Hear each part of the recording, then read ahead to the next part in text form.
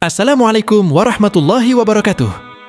Apa kabar saudaraku semuanya? Semoga kita selalu dalam lindungan Allah Subhanahu wa Ta'ala. Saudaraku, pernahkah kalian mendengar kisah di mana Nabi Sulaiman alaihi salam pernah dicuri cincinnya? Kisah ini terjadi ketika Nabi Sulaiman hendak masuk ke kamar mandi. Beliau menitipkan cincin yang beliau pakai kepada seorang pembantu, karena di dalam cincin tersebut tertulis nama Sulaiman, Nabi Allah. Karena ada nama Allah di dalamnya, cincin itu tidak boleh dibawa ke kamar mandi. Setelah Nabi Sulaiman masuk ke kamar mandi, tiba-tiba seorang jin merubah dirinya dan menyerupai Nabi Sulaiman. Jin itu kemudian meminta cincin yang dititipkan kepada pembantu. Karena pembantu yang melihatnya mengira bahwa itu adalah Nabi Sulaiman, cincin tersebut diberikan kepada jin tersebut.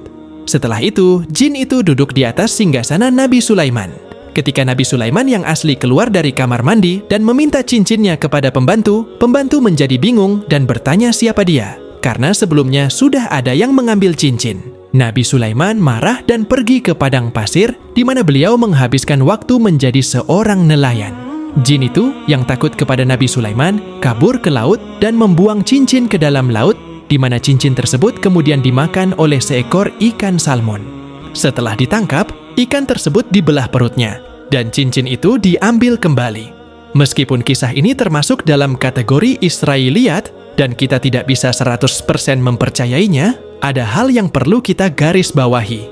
Jin dari dulu memang sangat luar biasa dalam melakukan trik untuk menipu. Ketika kita melihat dalam kitab Talmud, ada seorang iblis yang disebut sebagai Asmodus. Dia adalah salah satu dari 7 deadly sins dan mengatur hawa nafsu manusia. Asmodeus bertanggung jawab atas nafsu manusia dan bisikan-bisikan yang membuat manusia terjebak dalam godaan.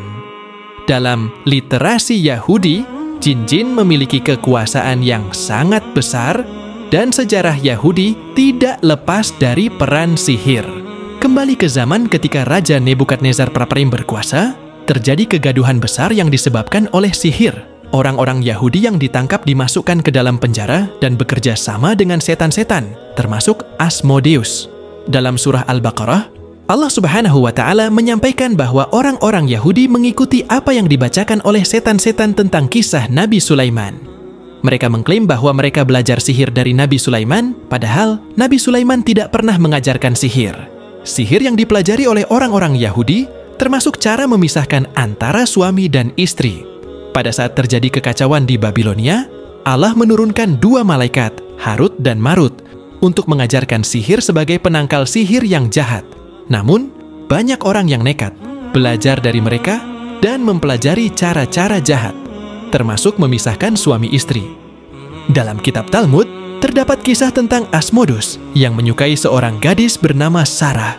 Untuk menguasai Sarah, Asmodus membuat hubungan Sarah dengan laki-laki lain hancur. Namun, Asmodus akhirnya dikalahkan oleh seorang kesatria bernama Tobias yang menikahi Sarah. Kesimpulannya, meskipun bangsa jin memiliki kemampuan menggoda manusia, Allah Subhanahu wa Ta'ala telah memberikan penangkal-penangkalnya kepada kita. Dalam menghadapi sihir dan godaan, kita seharusnya berlindung kepada Allah dengan menggunakan ayat-ayat yang telah diajarkan, seperti surat Mu'awwidatain dan ayat kursi. Sayangnya, banyak orang yang lebih percaya kepada dukun dan sihir dibandingkan dengan ajaran Allah. Sebagai umat Islam, kita harus berpegang pada ajaran yang benar dan tidak terjerumus ke dalam hal-hal yang bodoh. Semoga penjelasan ini bermanfaat dan dapat menjadi pelajaran bagi kita semua. Wallahu a'lam.